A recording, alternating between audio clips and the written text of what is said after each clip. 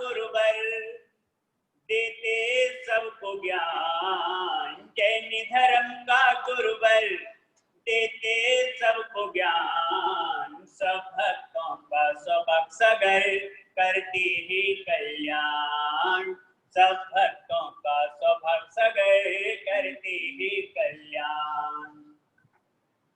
सौभाग्य सागर सब भक्तों के मन की बात समझते हैं।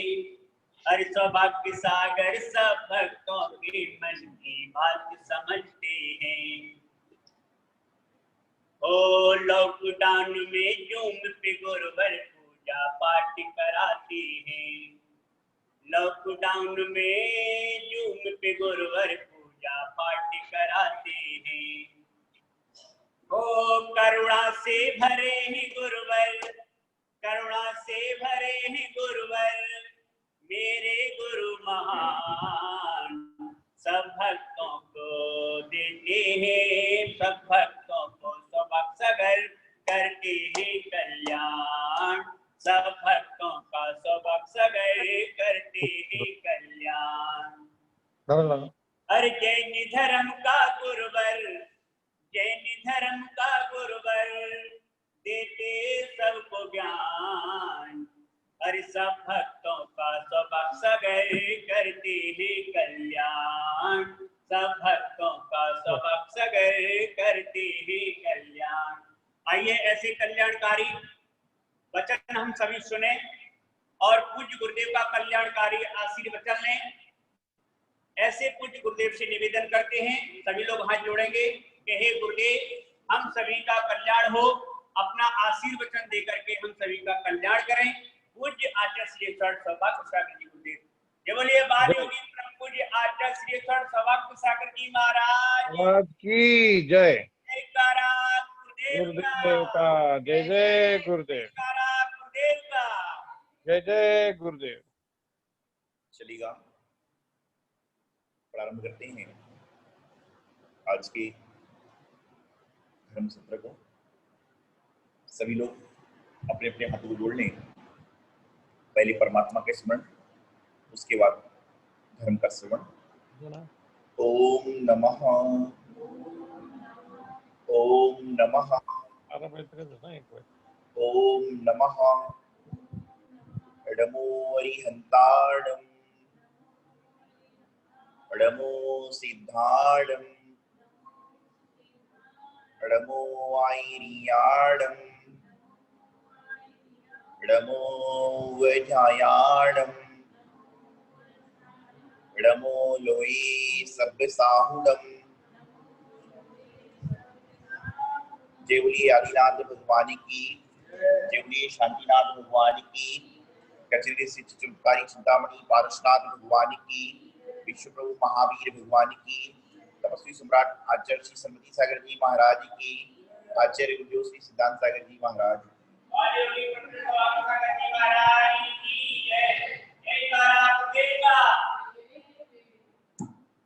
महानुभाव,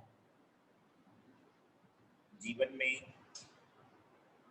यदि आपको किसी व्यक्ति को मिठाई खिलाना है तो आपको बाजार से खरीदनी पड़ती है।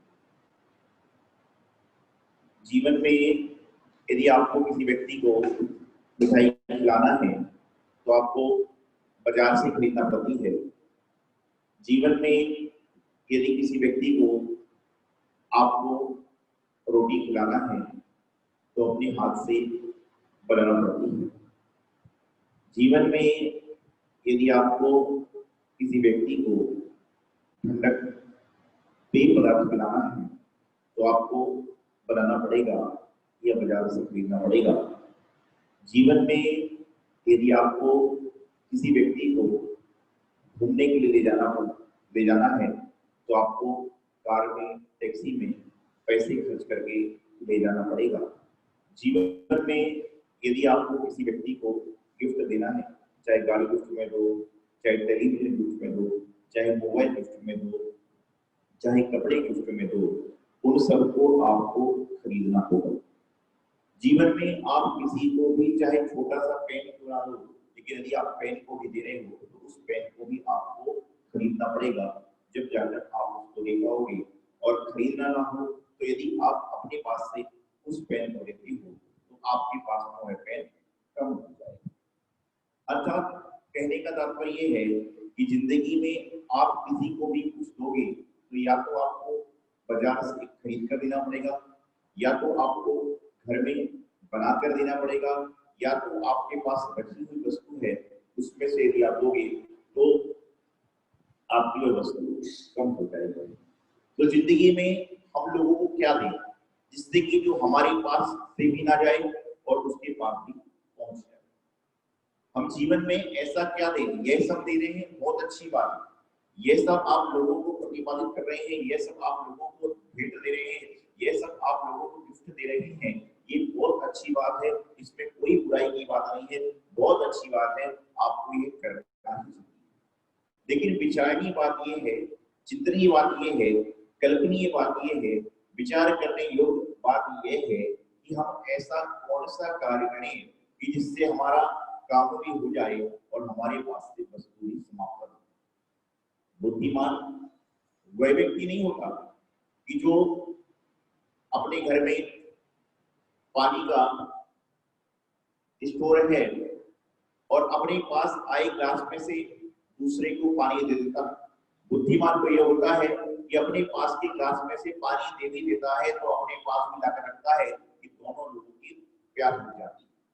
कुछ लोग आलसी होते हैं, कुछ लोग निकम्मे होते हैं, कुछ लोग मूर्ख बुद्धि के होते हैं। ध्यान रखिएगा, हट और सट करने वाला आदमी सिर्फ मूर्ख ही कहलाता है। जो हटीला होता है, सटीला होता है, उसको लोग मूर्ख ही कहते हैं। तो बात चल रही थी कि हम ऐसा क्या करें, हम खाने की वस्तु देंगे तो हमारे पास समाप्त होगी, हम पीने की वस्तु देंगे तो भी हमारे पास समाप्त होगी, हम पहनने ओढ़ने की वस्तु देंगे तो भी हमारे पास समाप्त होगी, हम उनको कहीं पर घुमाने ले जाएंगे, रेस्टोरेंट ले जाएंगे, कहीं और भी ले जाएंगे तो हमारा व्यय होगा। तो हम लोगों को क्या दें कि जो हमारे पास भी रह जाए और उनके पास भी पहुंच जाए। तो सबसे महत्वपूर्ण चीज एक है, मात्र एक वस्तु ऐसी है कि जो आप जितनी दोगे जितनी दोगे जितनी दोगे उतनी वह आपके अंदर समाहित होती जाएगी, उसका नाम है प्रेम। आप किसी को यदि प्रेम देते हो तो आपके जीवन में से प्रेम समाप्त नहीं होगा। आप पेन दोगे तो पेन आपके जीवन से रिक्त हो जाएगा, आप फोटो फ्रेम दोगे तो फोटो फ्रेम कम हो जाएगा। लेकिन यदि आप अपने जीवन में लोगों को प्रेम दोगे, शांति दोगे, खुशी दोगे तो यह आपके जीवन में और बढ़ती है। मात्र प्रेम कहने से प्रेम देना नहीं होता है, प्रेम कहो ना कहो लेकिन प्रेम दो। प्रेम कैसे दो कि आप जहां पर अच्छे से, प्यार से, अच्छी तरीके से लोगों से बातचीत कर सकते हो, उसको आप बुरे तरीके से करने का प्रयास ना करें। आज संसार में ये हो रहा है, हम लोग कहते ना जिसके पास जो होगा वही तो है हमें देगा।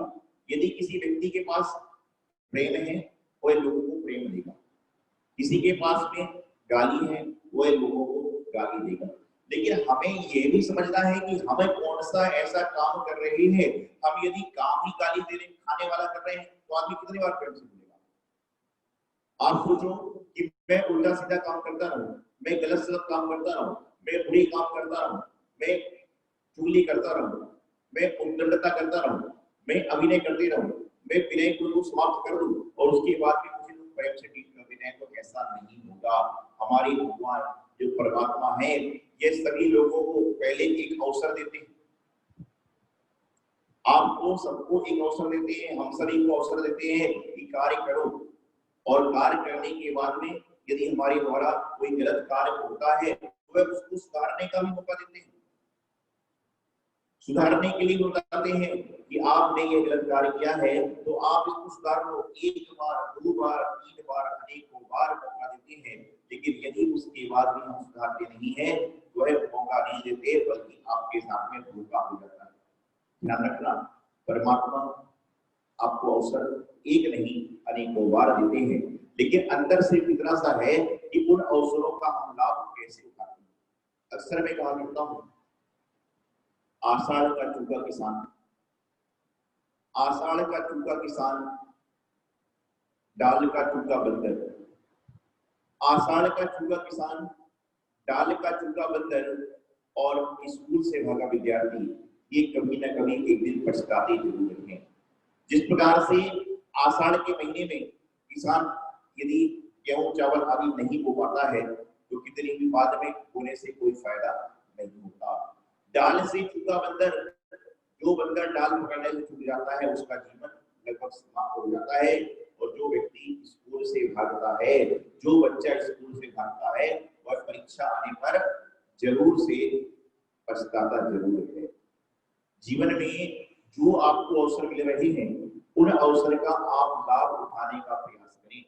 आप जीवन में जो आपको क्षण मिल रहे हैं उस क्षण को अनमोल क्षण बनाने का प्रयास करें, क्योंकि जिंदगी में सब कुछ मिलेगा दोबारा, लेकिन प्रेम करने का अवसर शायद दोबारा ना मिले, प्रेम पाने का अवसर भी दोबारा ना मिले। मैं जब बातें आपको समझाता हूँ, बातें बोलता हूँ, तो इसमें जो लोग नेगेटिव होते हैं वही प्रसन्न होते हैं और जो पॉजिटिव होते हैं वही भी नाराज होते हैं।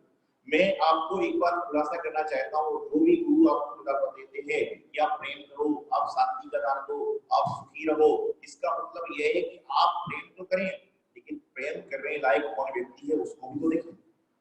आप शांति देने का प्रयास करें, लेकिन शांति पाने लायक व्यक्ति कौन है ये भी तो देखें। जिस प्रकार से माँ अपने 4 बच्चों को लड्डू रख देती है तो बड़े वाले को वो देती है, छोटे वाले को थोड़ा कम देती है और छोटे वाले को कम देती है और एक को देते ही नहीं है। इसका मतलब क्या माँ को चारों बच्चों से प्रेम नहीं है? माँ को चारों बच्चों से प्रेम है। माँ चारों बच्चों को प्रेम पूर्वक खिलाना चाहती है, लेकिन उनको पता है कि 2 लड्डू खाने की क्षमता किसमें है, 1.5 लड्डू खाने की क्षमता किसमें है, 1 लड्डू खाने की क्षमता किसमें है और बिल्कुल भी लड्डू खाने की क्षमता किसमें है। बच्चों को जरूर लग सकता है कि उससे प्रेम कम है, उससे तो ऐसा नहीं हो सकता जिंदगी में। इसी प्रकार से भगवान को सभी से प्रेम है, प्राणी मात्र से प्रेम है, लेकिन क्या प्राणी मात्र को परमात्मा से प्रेम है? क्या प्राणी मात्र को देव शास्त्र गुरु से प्रेम है? यदि आपको देव शास्त्र गुरु से प्रेम है तो आप उनके प्रेम को पाने के अधिकारी भी हो, और यदि आपको देव शास्त्र गुरु से प्रेम नहीं है तो क्या आप उनके प्रेम को पाने के अधिकारी हो? वह यदि प्रेम को बांटेंगे भी तो भी आपके अंदर योग्यता नहीं होगी, तो आप उस प्रेम को ग्रहण नहीं कर पाओगे। वह प्रेम का दरिया बहा देंगे, लेकिन आपके पास में बर्तन को है ही नहीं कि बर्तन में भरकर आप उस प्रेम के पानी को भर सको, तो कैसे होगा? वह तो यही होगा कि प्रेम का दरिया बह रहा है, आपने थोड़ी देर के लिए हाथ धोया, थोड़ी देर बाद हाथ सूख गया, समाप्त हो गया। प्रेम का एहसास होगा, लेकिन प्रेम मिल जाए, प्रेम को पकड़ दो, यह आपकी हाथ में। धूप निकलती है वह सभी के लिए निकलती है। कुछ समझदार धूप में अपने गेहूं दाल चावल को धोकर सुखा लेते हैं, कुछ समझदार धूप में अपने कपड़े आदि को सुखा लेते हैं, कुछ समझदार थोड़े से अपने विटामिन डी विटामिन 12 को बढ़ाने के लिए धूप को ले लेते हैं, लेकिन कुछ नासमझ ऐसे होते हैं वह कहते हैं अरे धूप निकल गई, फिर समस्याएं चालू हो गई और अपने घर में यदि जहां से धूप आ रही है उसको भी बंद कर देते हैं। ध्यान रखना, प्रातः काल में उठकर 10 मिनट जो धूप में बैठता है उसकी आदि बीमारियां तो अपने आप समाप्त हो जाती है। पहले के समय में लोग प्रातः काल में जिनेंद्र भगवान के दर्शन को जाते थे, हाथ में चावल की डिब्बी लेकर पैदल जाया करते थे। और मैं आप सबको से एक बात कहता हूँ, महानगरों में घर मंदिर से दूर होते हैं कि व्यक्ति पैदल नहीं जा सकता, लेकिन प्रत्येक व्यक्ति को महीने में एक बार कम से कम अपने सभी के जिन मंदिर को पैदल जाना ही चाहिए, जाना ही चाहिए। यदि एक बार भगवान के दर्शन करने आप पैदल चले जाते हो तो समझ के चलना कि बहुत सारे संकट आपके अपने आप समाप्त हो जाए। महानगरों में मंदिर दूर होते हैं, लेकिन महानगरों में मुनि महाराज का आगमन होता रहता है। आप मुनि महाराज के संपर्क में हो, आपके आसपास महाराज जी आ रहे हैं, उनके साथ बिहार में चल जाओ, बिहार का आनंद भी मिल जाएगा और मंदिर के दर्शन भी पहले मिल जाएंगे, ऑटोमेटिकली पालन हो जाएगा। तो मैं आपको बता रहा था कि परमात्मा के पास प्रेम का भंडार है, व्यक्ति के पास में प्रेम का भंडार है और इतना बड़ा भंडार है, इतना बड़ा भंडार है कि वे कितना भी प्रेम बांटते हैं, हम कितना भी प्रेम बांटते हैं, हमारे जीवन से प्रेम समाप्त नहीं होगा। लेकिन अंतर इतना सा है कि जिनको हम प्रेम बांट रहे हैं क्या वह प्रेम पाने लायक हैं, जिनको हम शांति देना चाह रहे हैं क्या वह शांति के लायक हैं, जिनको हम अच्छे से बोलना चाह रहे हैं क्या वह अच्छे से सुनने लायक हैं। मुझे एक बात सिर्फ बता दीजिए, आप कहोगे कि महाराज आप तो इस तरह की बात कर रहे हैं कि प्रेम तो सबको, प्रेम बिल्कुल सबको दो। जब आप घर के बाहर लंगर लगाते हो, जब घर के बाहर खिचड़ी बांटते हो, जब आप कभी बच्चे के जन्मदिन पर अपनी शादी की सालगिरह पर अनाथ आश्रम में खाना बांटने जाते हो, तो क्या आप उसको खाना देते हो जिसकी पेट भरी हुई है? क्या आप उसको खाना देते हो जिसकी पेट ऑलरेडी भरी हुई है, या आप उसको खाना देते हो जिसकी पेट मोटी है? ना तो आप भरे प्लेट वाले को खाना दोगे, ना कभी आप उल्टे प्लेट वाले को खाना दोगे। उसी प्रकार से मैं आपको बता रहा हूँ, शांति का दान उसको देने का प्रयास करो जो शांति पाने का अधिकारी है। जिसके जीवन में, जिसके आचरण में शांति है ही नहीं, उसको एक बार, दो बार, तीन बार आप समझाओगे लेकिन वह सीधा चलेगा नहीं। कुछ लोगों की आदत होती है, जब सीढ़ी पर चढ़ते हैं, हमारी आपकी भी आदत होती है, जब लोग सीढ़ी पर चढ़ते हैं तो कुछ लोग ऐसे होते हैं जो एक सीढ़ी छोड़कर दो सीढ़ी चढ़ते हैं। कुछ लोग की आदत ऐसी होती है कि जो सीढ़ी से उतरेंगे तो ऐसे दौड़ लगा के उतरते हैं जैसे रेस में नंबर होने कोई होना। कुछ लोगों की आदत होती है कि घर में पंखा चल रहा है तो बैठे रहेंगे और नौकर का इंतजार करेंगे, अपने परिवार के बच्चे का इंतजार करेंगे कि वह आए और पंखा बेकार चल रहा है तो उसको बटन बंद कर दें। ऐसे लोग कभी भी जीवन में कुछ भी प्राप्ति नहीं कर सकते। ध्यान रखना, जिस व्यक्ति को अपने दो कर पर विश्वास है उसको जिंदगी में प्रेम भी मिलेगी, शांति भी मिलेगी, सब कुछ अच्छा अच्छा मिलेगा। दो कर कौन से हैं? ये राइट और लेफ्ट हैंड आपके जो है, यही दोनों कर हैं। कर अर्थात हाथ होता है। आप जब अपने दोनों हाथों पर विश्वास कर लोगे फिर आपको किसी और की आवश्यकता पड़ेगी नहीं। अरे आप प्रेम पाना क्यों चाहते हो? आप प्रेम देने का प्रयास करो। आप पाने की कोशिश मत करो, आप देने की कोशिश करो। और जो व्यक्ति देता है वह दिव्य का हो जाता है, वह दिव्य के समान हो जाता है। तो हमेशा जीवन में प्रेम को अपनाएं, प्रेम को अपने जीवन में स्थान दें। मैं एक बात कहता हूँ, जिस प्रकार से जैन धर्म का महामंत्र नमोकार है, जिस प्रकार से जैन धर्म का महामंत्र नमोकार है, उसके बिना जैन धर्म की शुरुआत ही नहीं होती है। उसी प्रकार से आपके घर, परिवार, व्यापार का सबसे बड़ा मूल मंत्र है तो वह है प्रेम। यदि आपके घर, परिवार, व्यापार, रिश्तेदारों में प्रेम है तो समझ लेना कि आपके जीवन का सबसे बड़ा मूल मंत्र है। जिस प्रकार से जैन धर्म में महामंत्र नमोकार है, उसी प्रकार से घर परिवार में सुख शांति हेतु प्रेम महामंत्र है। जहां पर नमोकार नहीं है वहां जीवन की दिक्कत है, और जहां पर प्रेम नहीं है वहां जीवन दिक्कत नहीं है। लेकिन कुछ हट बुद्धि के होते हैं, कुछ सट बुद्धि के होते हैं कि इनको आप कितना भी देना चाहो, कितना भी देने का प्रयास करो, वह उसको अपनाने का प्रयास करेंगे ही नहीं। क्यों? क्योंकि उनकी हट बुद्धि है, उनकी सट बुद्धि है। उनको तो हम मुनिराज क्या, हम लोग आचार्य मुनि महाराज, साधु संत क्या समझाएंगे? उनको तो आप लोग कहते हैं कि इस व्यक्ति को तो भगवान भी नहीं समझा सकते। अरे आप ये बोलना बंद कर दो। क्या भगवान इतने फ्री चल रहे हैं कि ऐसे गहरे गहरे लट्ठू घेरे को समझाएंगे? उनके पास तो अच्छे लोगों के पास रहने का ही समय नहीं है, तो भगवान बुरे लोगों को क्या समझाएंगे? आज के बाद आप सभी लोग यह बात बोलना बंद कर देना, इसको भगवान भी नहीं समझा सकते। क्या भगवान इतने फ्री है, या महाराज इतने फ्री है कि जो गहरे गहरे लट्ठू घेरों को समझा सके? जिसको घर वाला ही नहीं समझाया उसको बाहर वाला क्या समझा पाएगा? फिर भी हम लोग प्रयास करते हैं अपनी बातों से, अपने वचनों से, अपनी क्रियाओं से आप समझ जाओ। लेकिन जो हट बुद्धि वाला होगा, सट बुद्धि वाला होगा, वह जिंदगी में कभी समझेगा नहीं। एक दंपति के यहाँ पर एक बालक का जन्म हुआ। वह बहुत आलसी, निकम्मा, कामचोर, हट बुद्धि का, सट बुद्धि का था। सीधा सीधा कहना चाहिए बिल्कुल मूर्ख था।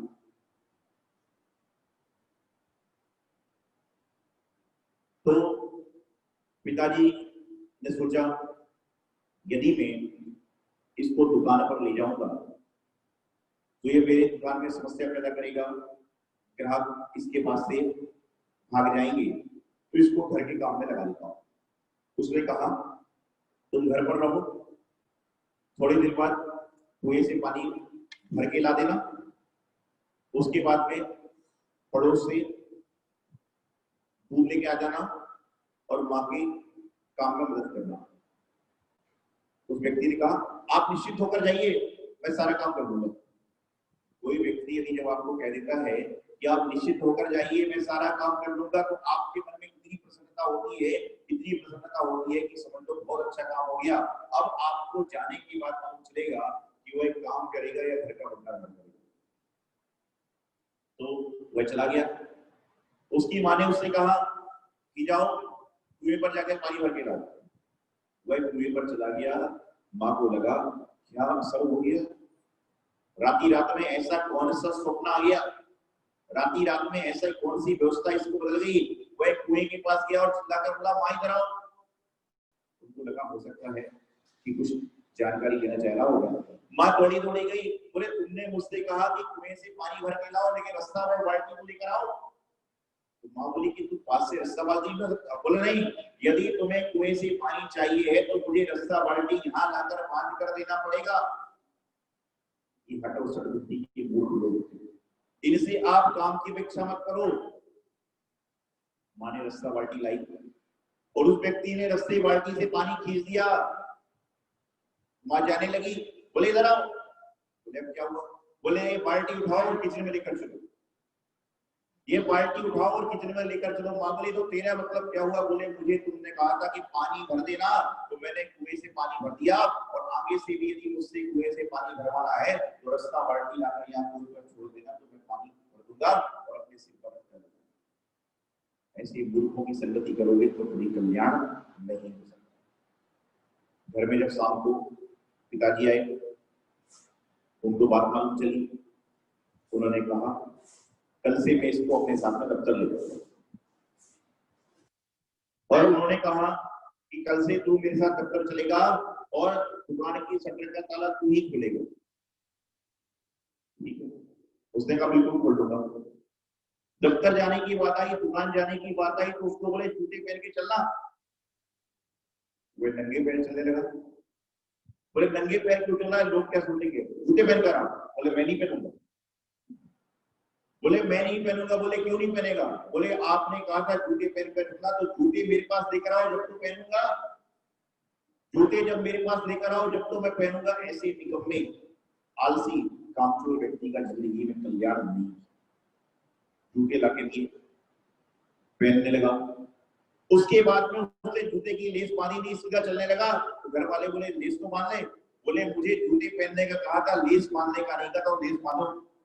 पिताजी ने बेचारे लेस बांधी। ध्यान रखना, ये लेस बांधने का काम क्यों हो रहा है?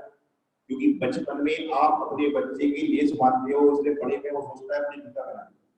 बचपन में जो बच्चा आपका समझदार हो जाता है, उससे अपने जूते की लेस बनवाइए, तो बड़ा होकर के वह आपके पैर दबाने का प्रयास करेगा। लेकिन आज तो परिस्थिति ये चल रही है कि 6:30 पौने 7 बजे माँ अपने बच्चे के पैर दबा के हिलाती है, जा स्कूल नहीं जाना है। ये कारण क्या है कि तुमने उसकी बचपन में जूते की लेस बांध दिए, बचपन में उसके मोजे पहना दिए, तो उसको उठाना पड़ रहा है हिला हिला के। कोई पूरी जाता है, आप देखना हमेशा पैरों को हिलाया जाता है कि उठा स्कूल को नहीं जाना है। क्या है जिंदगी में आज तक चीजों की परिभाषा बदल गई।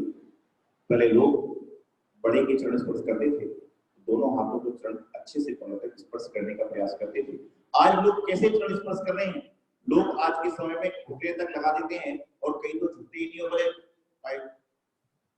पता चलना क्या है। अरे आप क्यों नाटकबाजी कर रहे हो? आप ऐसा क्यों कर रहे हैं? तुम्हारे इस झुकने के चक्कर में वह बेचारा थोड़े देर के लिए 2-5 सेकंड के लिए खुश हो जाता है कि लोग मेरे पैर छूने आ रहे हैं। लेकिन भैया खुश होने वाले तू ये तो देख ले, तू कैसे लोगों के पैर छूता है। जैसा दुनिया का नियम है कि जैसा आप बोते वैसा ही आपको मिलेगा।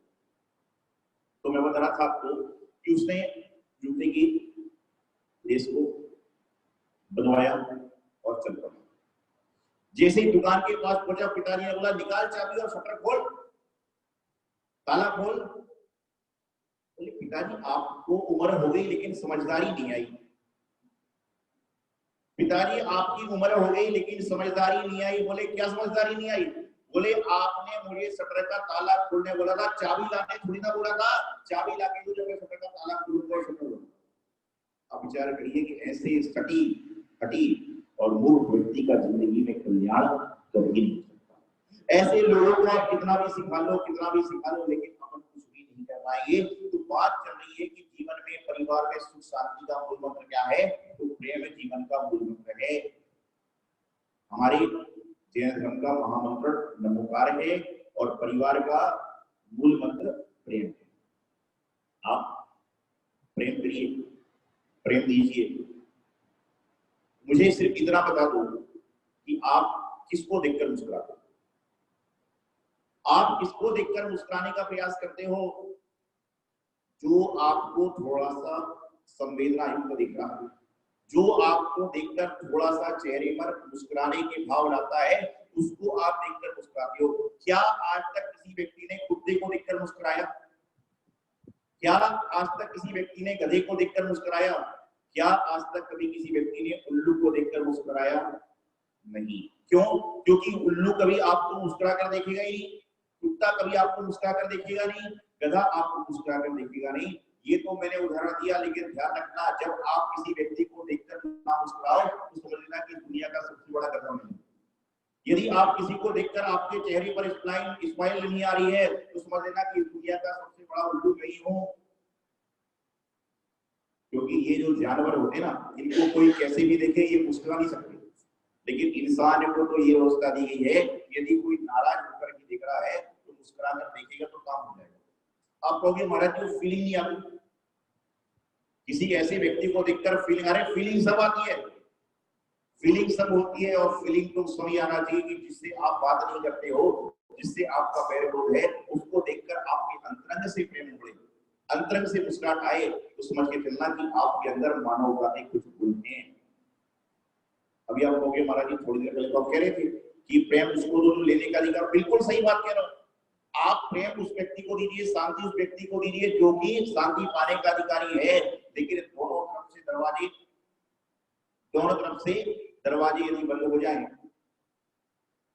दोनों तरफ के दरवाजे बंद हो जाएं और आप बीच में रहो और आपके पास में एक रास्ता है कि पीछे निकलता है घर के और एक रास्ता है जो बाहर निकलता है घर के, तो समझदार व्यक्ति क्या करेगा? समझदार इंसान यही करेगा कि पीछे वाले रास्ते से नहीं, आगे वाले रास्ते से आगे जाएगा, क्योंकि पीछे वाले रास्ते से निकलेगा तो आगे आने में उतना पूरा समय लग जाएगा। उसी प्रकार से आप यदि किसी को देखकर मुस्कुराने का प्रयास करोगे तो निश्चित रूप से सामने वाला भी मुस्कुराने का प्रयास करेगा। आप एक बार मुस्कुराइए, दो बार मुस्कुराइए और तीसरी बार आपको लगता है कि मुस्कुराता नहीं है तो सोचेगा इंसान नहीं। लेकिन समस्या हमारे जीवन में यह है कि पहले शुरुआत कौन करे? पिक्चर देखने की, टिकट लेने की शुरुआत तो हम सबसे पहले ऑनलाइन कर लेते हैं। कोई कपड़ा खरीदना हो तो उसकी शुरुआत हम ऑनलाइन कर लेते हैं। उसमें तो सबसे पहले नंबर मेरा आना चाहिए, आई एम फर्स्ट। लेकिन यदि कहीं पर प्रेम देने की, कहीं पर शांति देने की, कहीं पर निष्ठावान बनने की बात आती है तो आई एम लास्ट। कहते हैं मैं तो इस रेस में हूं ही नहीं। अरे भाई ये दुनिया एक रेस है, इसमें हर व्यक्ति को भागीदार बनना है। बस कुछ लोग रेस में भाग लेते हैं और कुछ लोग रेस से भाग लेते हैं। कुछ लोग संसार की इस रेस में, संसार की इस दौड़ में कुछ लोग सम्मिलित हो जाते हैं और कुछ लोग क्या होते हैं, बिना सम्मिलित हुए भाग लेते हैं। दुनिया की रेस में आपको भाग लेना ही पड़ेगा। आप भाग लेने का प्रयास करो, भागने का प्रयास मत करो। प्रेम कहने को तो 2.5 अक्षर का शब्द है, 2.5 अक्षर का वाक्य है, लेकिन ये 2.5 अक्षर नहीं, इस 2.5 अक्षर ने इंसान के पूरे जीवन की गुच्ची सुझा की है। ध्यान रखना, ये 2.5 अक्षर का शब्द, 2.5 अक्षर का वाक्य, ये 2.5 अक्षर जब इंसान का मरण होता है तो पूरा शरीर को जाने के बाद 2.5 किलो राख रह जाती है। तो उस राख को भी उठाने के लिए वही लोग आते हैं जिनसे तुमने प्रेम किया। और आज तो वर्तमान में परिस्थिति कैसी हो गई है, यदि किसी जानकार को ये बीमारी हो जाए तो तुम देखने भी नहीं सकते, चाहे कितना भी सगा हो, कितना भी दगा देने वाला हो। ये भी हमारे कर्माधीन फल है। आज प्रातः काल में बता रहा था लोगों को आप सब देख भी रहे होंगे। प्रकृति ने क्या किया, पहले जानवर घर के बाहर निकलता था, हम लोग गाड़ियों के माध्यम से उसको कुचलने का प्रयास करते। कुछ समय पहले जानवरों ने ऐसा कर दिया कि तुम्हारे घर के बाहर बड़े हिलडुल के चल रहे हैं और कह रहे हैं देखो तुमने मुझे चिड़ियाघर बंद किया था, आज मैंने तुम्हें दुनिया के घर बंद कर दिया।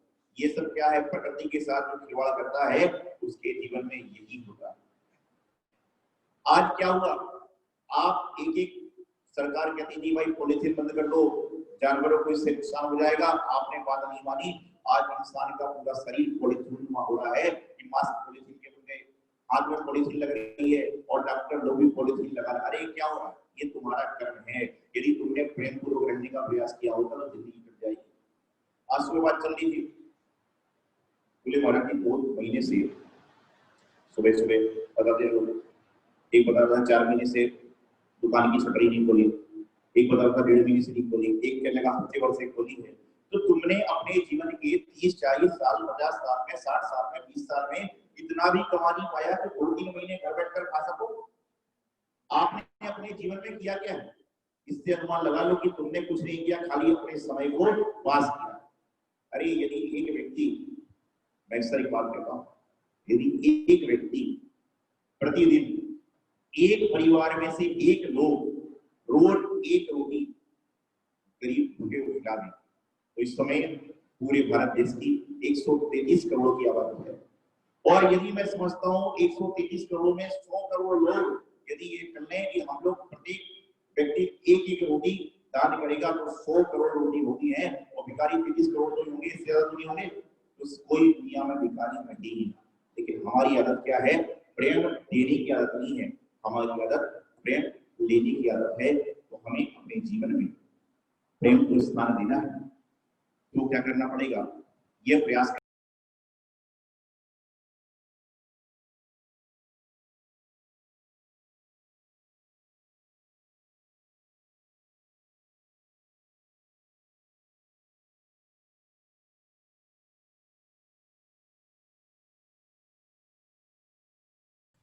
सभी को जय जिनेंद्र। 2 मिनट में प्रज्ञा सागर जी महाराज जी का प्रवचन शुरू होगा, सभी बने रहिए। सभी को जय जिनेंद्र।